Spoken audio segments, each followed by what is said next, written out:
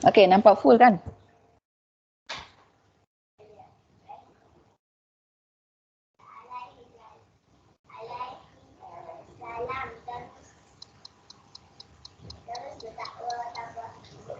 Okey. So kita pergi kepada next slide. Kita continue lah. Okay, properties of light. Apakah ciri-ciri ataupun karakteristik of light? Light yang kita nak tengok ni, light kita punya tu lah. Kita punya electromagnetic light lah. Okay, electromagnetic radiation. So light ada 3 properties. Number 1, light can be transmitted. Kita boleh transmit, maksudnya dia boleh go through daripada one. Ya, tak ada. Kita memang tak buka besar ke? Oh, saya buka besar. Saya short sendiri, saya tengok seorang. Sekejap ya. Tu nampak?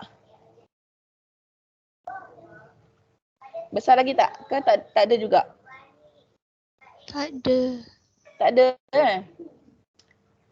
Aduh, sekejap ya. Macam mana nak buat eh?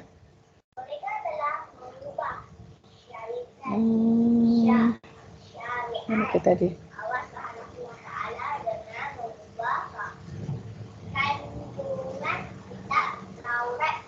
Ada? Ke sama je? Sama je, tapi boleh nampak madam. Dia daripada tadi. Dia bukan dalam bentuk presentation. Bukan bentuk presentation tapi you nampak lah. Nampak. Macam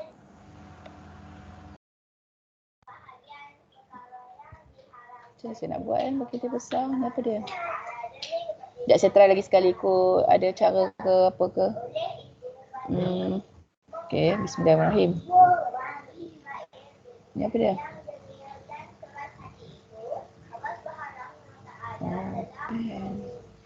Boleh lah kot ni Boleh Boleh. Okay. So kita ada 3 properties of light. Number 1, light can be transmitted. Dia boleh transmit. Maksudnya dia boleh melalui sesuatu bahan, dia keluar dekat satu side lagi. Okay, dia masuk melalui sini and go through and keluar dekat sini lah. Dia transmitted. Number 2, light can be reflected. Dia boleh dipantulkan. Okay, ciri-ciri cahaya yang kedua, dia boleh dipantulkan. Dia kena pada satu permukaan, dia pantul kepada permukaan yang sebaliknya lah. Okay, then last kali kita kata light can be absorbed. Okay, dia kena pada sesuatu bahan, kena pada metal dan dia diserap. Nampak tak? Dia diserap dalam bahan tersebut. So, there are 3 properties of light. Light can be transmitted, light can be reflected and can be absorbed. Okay, sekarang kita nak tengok differential absorption. Differential means perbezaan. Difference, absorption. Perbezaan dari segi penyerapan. Okay, berbeza dia punya penyerapan. So, the difference between those X-ray absorbed and those transmitted to the image receptor. Perbezaan antara X-ray tu sama ada kita absorb, dia serap ataupun kita transmit. Dia kena pada satu permukaan kemudian dia melepasi permukaan tersebut, transmit kepada image receptor. So that is differential absorption. So macam mana dapat differential absorption ni? Disebabkan oleh interaction of the X-ray itu sendiri. Kita ada X-ray 3 interaction. Yang pertama ada quantum scatter. Bila X-ray photon tu berlaku quantum scatter, so kita akan dapat no useful information. Tak ada informasi yang kita nak. Dan kalau dia interaction tu dalam keadaan photoelectric absorption, bila photoelectric absorption,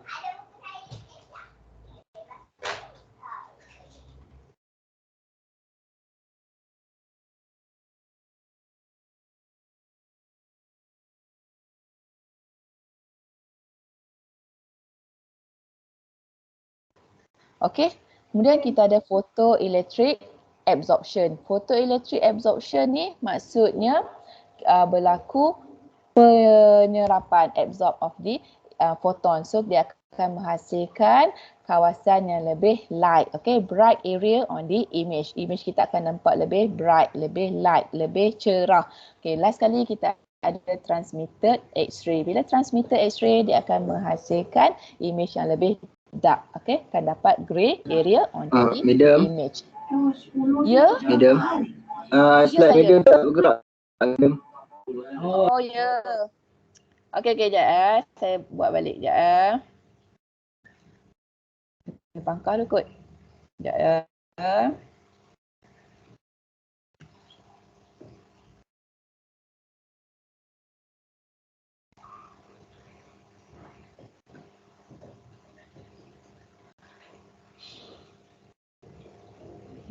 Saya terpangkah dia semua dulu.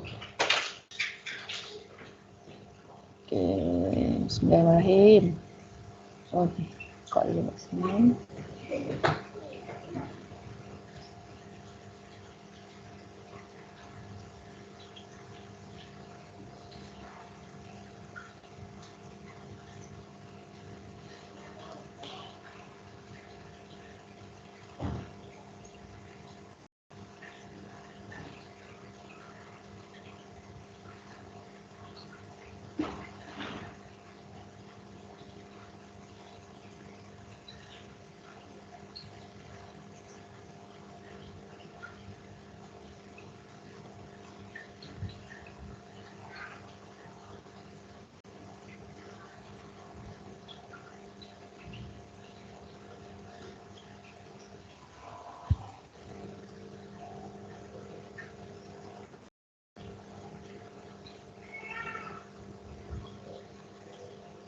Sekejap ya.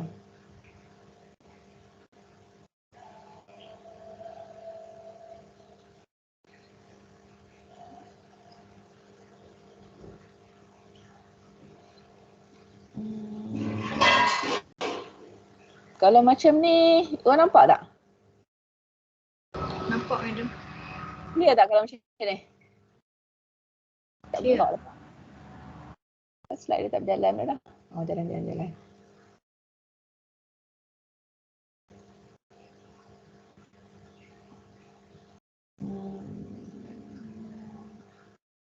Kan display content pula dah. Aduh.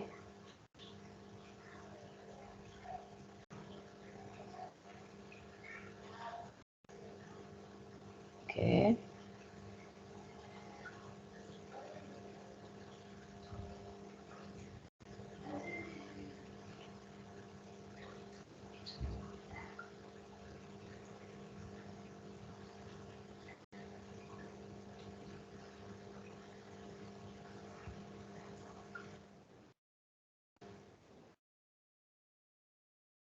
Dia jadi apa pula macam ni? Dia kata.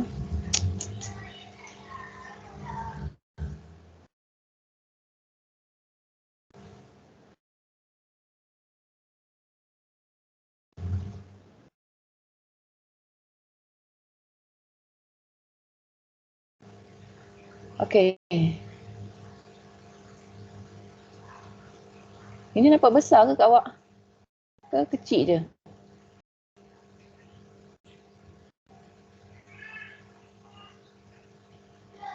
Nampak tak? Okey madam. Nampak besar kan?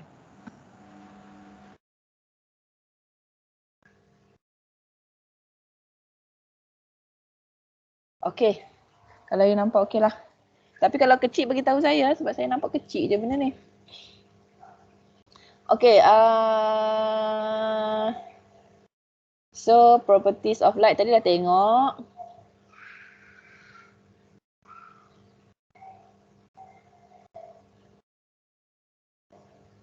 Okay, differential absorption tadi sempat tak?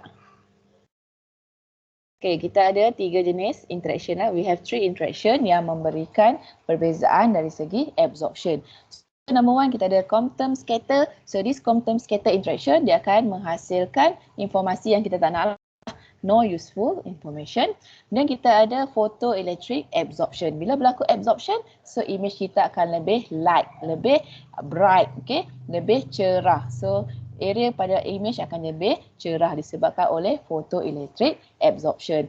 And then we have transmitted X-ray. Bila transmitted X-ray, image kita akan lebih grey, lebih dark pada radiograph. Okey, contoh kat sini kalau transmitted X-ray kita kata untuk bahagian air lah, paru-paru. Okey, you punya lung. Bila lung kita expose, dia berlaku banyak transmitted X-ray, photon tu banyak yang ditransmit. So kita akan dapat area dia lebih gelap compared to bone. Bila bone dia akan banyak absorption, so image kita akan lebih bright.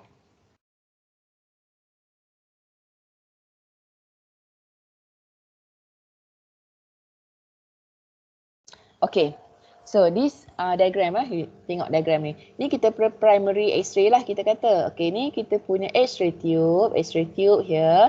So dia akan produce X-ray, primary radiation. Dia akan ada 3 tindak balas, interaction, 3 types of interaction. Number 1, we have Compton scatter. Bila Compton scatter, X-ray kena pada metal, kena pada patient, so berlaku scattering. Bila berlaku scattering, so Compton scatter, so no useful information. Okay. Then kita ada B, photoelectric absorption. Bila primary radiation kena pada metal, bombard dengan metal, kemudian dia akan berlaku absorption di sini. Bila berlaku absorption pada patient, so tak adalah X-ray yang akan tembus kena pada kita punya filem kat sini. So image kita akan lebih bright. Okay, nampak tak kat sini bright? And last sekali, bila kita punya primary radiation kena pada kita punya patient, kemudian dia tembus, dia transmit melalui C ni, berlaku transmission of the X-ray photon, dan kena pada kita punya filem, so image kita akan lebih dark. Okay, nampak tak ada perbezaan di sinilah. Bila A berlaku Compton scatter, berlaku scattering, so image kita takkan ada info kat sini. Bila B berlaku photoelectric absorption, kita akan absorb dia punya X-ray photon, so image kita akan lebih bright, lebih cerah. Dan bila berlaku di sini transmitted, X-ray transmit melalui patient, dia kena pada kita punya filem, so image kita akan lebih dark, lebih gelap. Okay.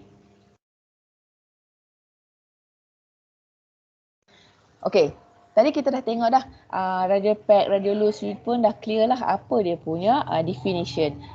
Bila kita kata radio pack material, so dia material that do not allow X-ray photon to pass through easily. Yang kita kata tu sebab compact, ramai sangat, susah untuk lalu, tapi masih boleh lalu. Contohnya bone, so image kita akan appear bright, akan lebih cerah.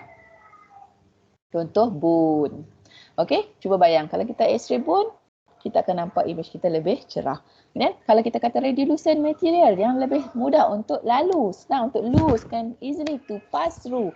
Material that allow X-ray photon to pass through easily, so image kita akan jadi lebih dark, lebih gelap.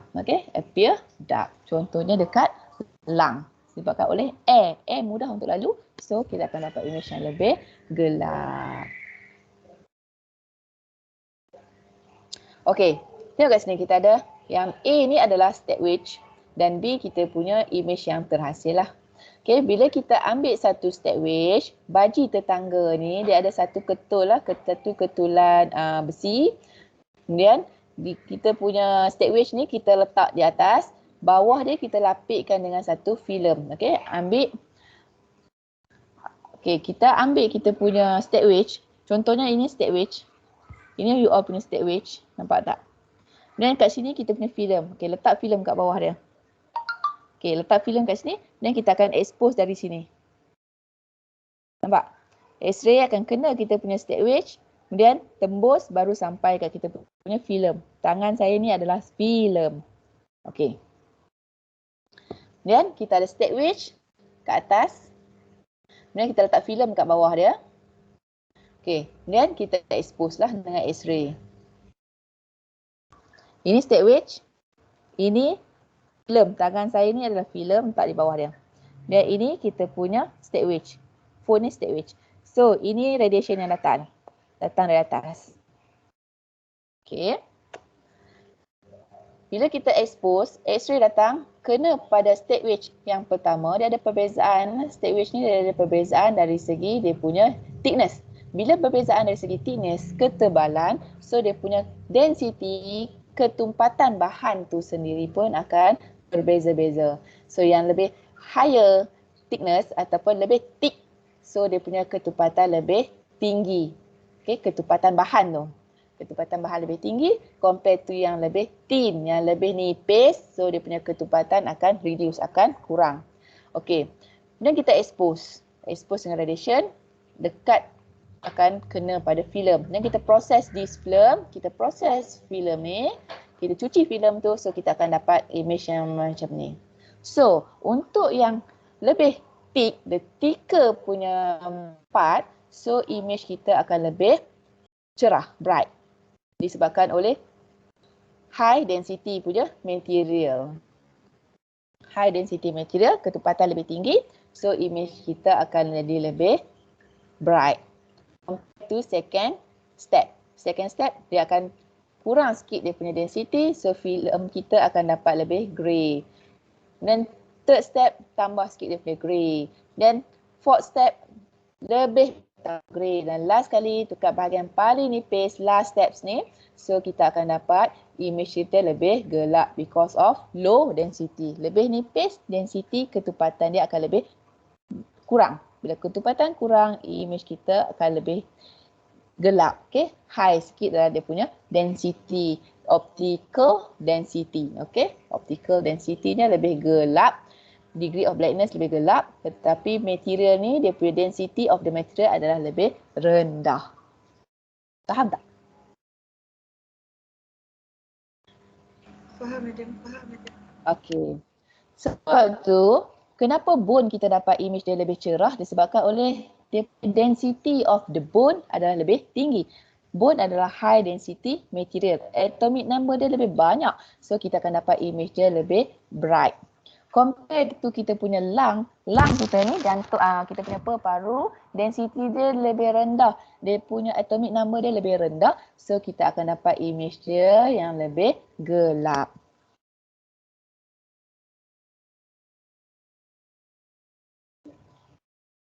Okey.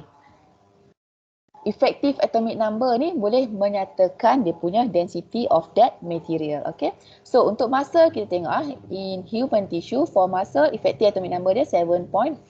Apa tu effective atomic number? Effective atomic number maksudnya bilangan the number that represent the total number of electron surrounding the nucleus of the material. Kita tahu dalam satu-satu atom kita akan ada satu nucleus kat tengah dia. Kemudian kita ada shell. Okey, keliling dia kita akan ada lapisan-lapisan shell. Okey. Setiap shell dia akan dia punya elektron. So, shell yang paling dekat, the closest shell to the nucleus, dia akan ada 2 je elektron. The second shell kita akan ada berapa? 6 kan? 2, 4, 6, 6, 6, 6. Ingat tak dalam radiation physics? So, kita tengok bilangan elektron ni lah. Okey, kalau untuk muscle kita punya effective atomic number, so bilangan elektron dia campur semua kita akan dapat dia 7.4. Kalau fat 6.3, bone 13.8. Nampak tak ada banyak sangat dia punya bilangan elektron. Okey, lung kurang elektron dia 7.4. So kurang dense. Jadi disebabkan oleh high atomic number, lebih dense that material, so image kita akan dapat lebih bright. Lebih banyak berlaku absorption. Penyerapan tu lebih banyak, image kita akan lebih bright, lebih cerah. Compare to lung. Lung dia kurang effective atomic number. So density dia less lah, less density of that material of the lung. So image kita akan lebih gelap. Okay, contoh lain. Contoh lain kalau kita kata air lah, udara persekitaran ni 7.6. Concrete. Okay, concrete yang kita buat kita punya X-ray department ni, you belajar dalam radiation protection. X-ray department kita buat dengan concrete, dia punya effective atomic number dia 17. Lead yang kita lepas kita letak concrete, dalam tu kita letak juga satu lapisan lead. So lead tu 82 dia punya effective atomic number. Bila tinggi effective atomic number, berlaku lebih banyak absorption, penyerapan. Jadi bila berlaku banyak penyerapan, apa akan berlaku? X-ray tak akan tembus lah. Tak akan berlaku transmission. Dia tak ada berlaku transmission. maksudnya transmitted, X-ray tak akan ditransmit. So selamat kita kat luar daripada X-ray department sebab tak ada X-ray yang tembus keluar. Kena pada kita dekat luar, public. Okay. Dia cuma kena pada patient yang kat dalam X-ray area, okay, X-ray room. That's why kita buat kita punya X-ray department, kita letak dengan lead, okay, letak dengan lead, buat dengan konkrit. Okay, kemudian dekat kita punya protection pun, kita punya lead gown, nama dia pun lead gown, okay. Bila lead gown maksudnya ada lead di situ untuk elakkan daripada X-ray transmit dan kena pada kita, radiografer yang melakukan pemeriksaan ke atas pesakit, okay. So, kita kena tahulah atomic number.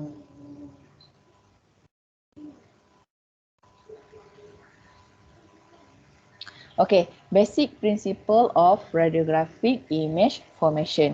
Ini sangat senanglah. Ini kena tahu macam mana step untuk dapatkan image. Okay, mula sekali X-ray akan interact dengan matter. This matter refer to patient lah, to human punya structure. Okay, X-ray akan interact dengan matter. Kemudian some X-ray tu akan diabsorb, some akan penetrate through the matter. Okay, setengah dia akan diserap, akan menghasilkan image yang lebih bright. Setengah dia akan penetrate patient, kemudian dia akan kena pada filem. So akan dapat image yang lebih gelap. Okay, penetration X-ray ni dia depend kepada tissue density. Tissue density yang kita kata tadi itulah atomic number. Kalau high atomic number maksudnya dia akan lebih banyak absorption. Kalau low atomic number dia akan lebih banyak penetration. Okay. So the number of radiation that reach the films akan berbeza-beza disebabkan oleh ada berlaku absorb. Kalau berlaku absorption, material tu dah serap kita punya X-ray, photon tu, so kuranglah yang kena pada filem. Kalau penetration, kurang absorption, lebih banyak yang penetrate, so banyak yang akan kena pada filem. Apa tu? Photon X-ray tu akan sampai pada filem. Bila X-ray photon ni kena pada filem, dia akan bertindak balas dengan siapa? Dia akan bertindak balas dengan filem emulsion. Saya dah kata dalam filem structure dia ada banyak layer. One of the layer yang the most important layer adalah emulsion layer. So dia akan kena pada filem emulsion, barulah dia akan menghasilkan perbezaan dari segi optical density. Degree of blackness tu akan berbeza-beza. Okay? Difference in density tu adalah kontras. Yang kita kata warna gelap, warna bright, kemudian grey, kemudian kita ada dark. Okay, perbezaan daripada segi density ni akan menghasilkan kontras. Okay, so kita tahu radiographic image formed by the contrast. Sebabkan ada perbezaan kontras ni, ada cerah, kelabu, gelap. Okay, perbezaan dari segi kontras ni akan menghasilkan radiographic image. Okay.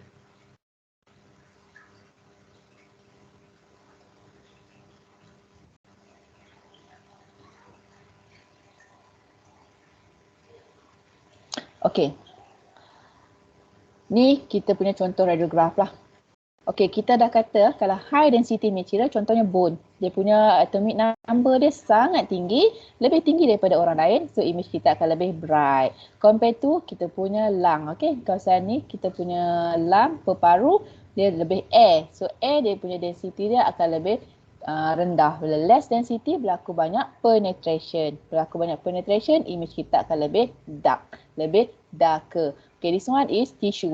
Bila tissue dia akan ada juga color dia. Okay, so dia akan ada grey compare to lung yang ada air ni, dia akan lebih dark. So ada perbezaan di sini. So itulah yang kita katakan sebagai radiographic image. Dia form from the contrast. Perbezaan daripada segi kontras. Kontras tu daripada segi mana? Daripada mana that contrast come from? Daripada perbezaan dari segi density. Density of the optical density. Optical density, degree of blackness. Macam mana boleh ada perbezaan optical density ni? Disebabkan oleh density of that structure. Density of that structure. Atomic number of that structure. Perbezaan dari segi atomic number of that structure akan menghasilkan perbezaan dari segi absorption, penetration. So dia akan produce, menghasilkan perbezaan dari segi optical density. This optical density akan menghasilkan contrast. This contrast will produce the radiographic image. Okay, titik. Full stop. Itu je. Ada apa soalan tak?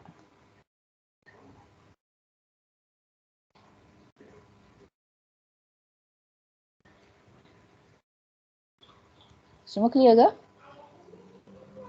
Clear, madam. Alright. So, dalam attenuation, dalam tindak balas X-ray photon ni kepada human body, kita berminat dengan dua interaction lah. Untuk diagnostik X-ray, kita berminat dengan dua, photoelectric absorption dan juga quantum scattering. Okay, ini you all dah tengok dalam radiation physics. Okay, kita cuma revise je lah. Okay. So, X-ray interaction with matter, macam mana dia punya interaction dia? So the higher the energy of the X-ray, kita tahu the shorter the wavelength. Bila wavelength dia lebih pendek, maksudnya energi dia lebih tinggi. Contohnya gamma ray. That's why gamma sangat bahayalah sebab high energy radiation. Kenapa dia high energy radiation? Because of shorter wavelength. Compare to kalau kita kata radio wave yang paling long wavelength, okay, panjang gelombang dia lebih panjang, so kita punya energi lebih rendah. Okey.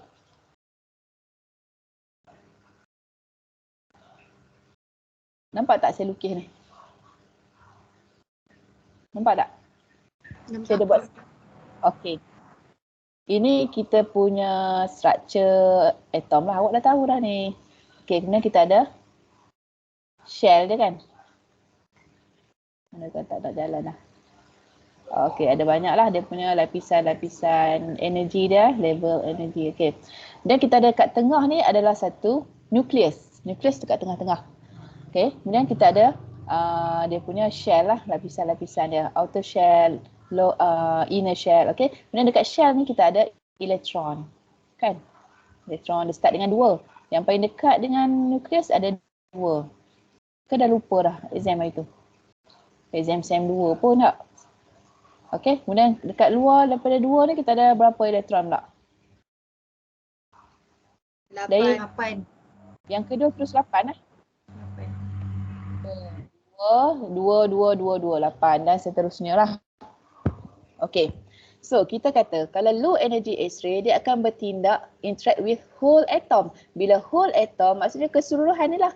Okey, kalau low energy, energi yang sangat rendah, so dia akan interact dengan whole atom. Semua ni sekali. Okey.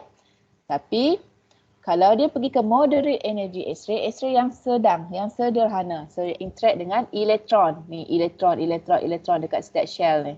Okey.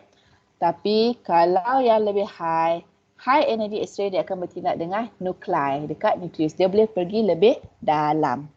Okey. Low energy interact with whole atom. Moderate energy interact with the electron at the shell. Kemudian kalau high energy X-ray will interact with the nucleus yang lebih ke dalam.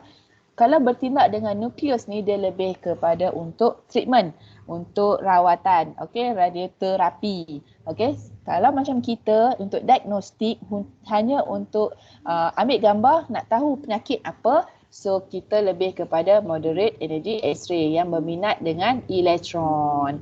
Kalau high energy X-ray ni dia lebih kepada terapi untuk merawat kanser contoh. So dia akan berminat dengan elektron yang lebih dalam. Dia punya elektron nukleus, okey, yang lebih dalam.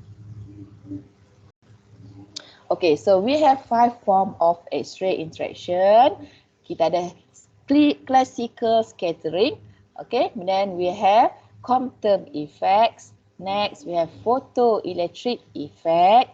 Then kita ada pair production. And lastly, we have photo disintegration. So, untuk diagnostik, kita hanya berminat dengan dua ni lah. Quantum effect and photoelectric effect. Classical ni dia tak berapa bagus lah sebab dia menggunakan energi yang sangat rendah, so dia akan lebih banyak menghasilkan fog lah, memberi noise kepada filem. Kalau pair production ni dia high energy, bila high energy dia lebih kepada treatment untuk radioterapi. So untuk diagnostik kita hanya berminat dengan quantum effect and photoelectric effect. Okay, two most important X-ray interaction, two diagnostic X-ray Compton effect and photoelectric effect. Okay.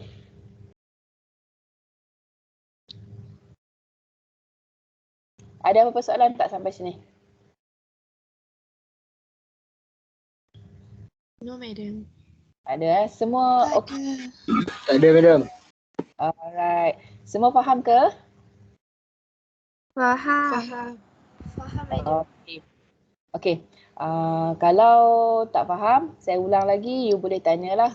You ada nombor saya tak? Semua orang ada ke? Ataupun siapa ke nama Anis saya lupa lah. Ketua kelas kan?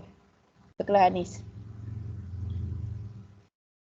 Kalau ni boleh mesej saya ke ataupun boleh tanya dekat BLE ke, apa-apa mood yang you all boleh tanya lah. You boleh email ke apa ke, janji you boleh dapat jawapan tu.